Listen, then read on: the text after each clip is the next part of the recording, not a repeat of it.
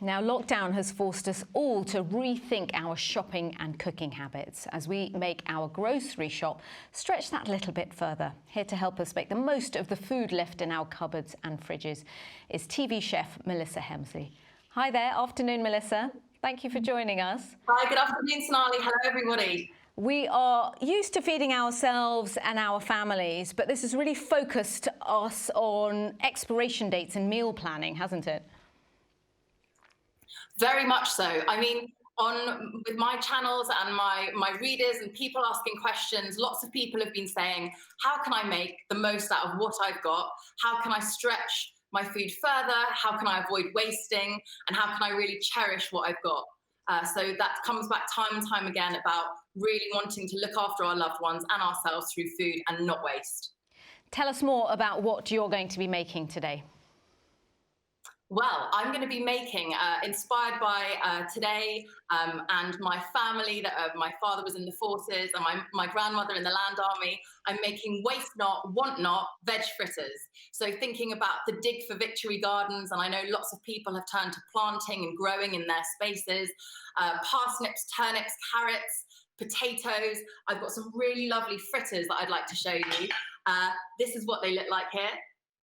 The waste not, want not fritters, any veg goes, and it's very, very simple. You just grate up your vegetables so that they look like this.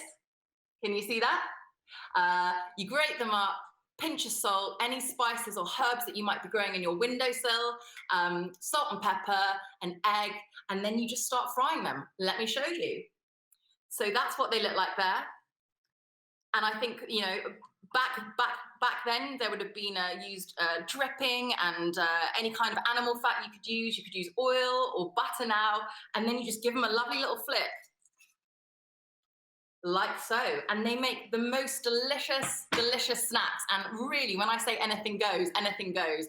Any veg at all. I like them for brunch with an egg on top or as a snack, and they're really beautiful, hot, warm, cold too. And their leftovers are excellent the next day. You gave them a go, I think, as well. And then I've got this dip here, a very, very simple dip. I mean, lots of people back then and now are preserving. We're making chutneys and jams. We're making food last longer. This is actually frozen peas coming into spring. This is a frozen pea dip.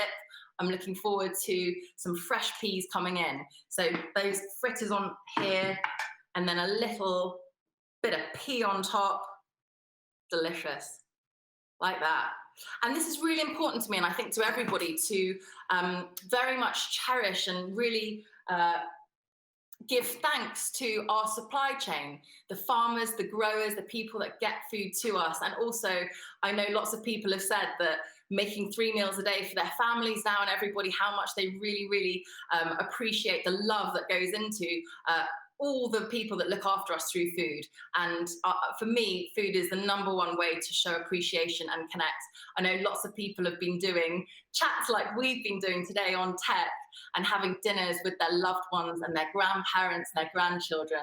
And I think that's so lovely over this bank holiday weekend that we can connect together this way through food. Maybe watch each other eat, maybe watch each other cook, and share recipe ideas too.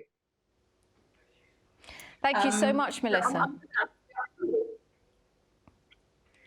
I didn't quite catch you, Melissa. Go on, say that again. I was just going to say, if anyone's up for making these waste not, want not fritters, the recipe is going to be up on the website. So I hope you'll give it a go. Yeah, it's up on the website, and I used that recipe from the website to make them last night. So here's some I made earlier. I've always wanted to say that. I'm going to take the dip out. So I made mine with a chili yogurt dip, quite a sour yogurt, because I use parsnips and carrots, which are quite sweet. So I needed something sour to sort of counteract that. And I had to make a couple of substitutions because no one can find anything they want at the moment. Gram flour, can't find it for love nor money. So I had some corn flour in the pantry. So I used corn flour instead, and I can confirm it totally works. And also, I don't eat egg because I'm vegan, so I substituted that with some chickpea water, which sounds weird, but it's the thing that comes out of the can. They call it aquafaba. We'd made loads of chana masala a couple of days before, so we've got loads and loads of the chickpea water.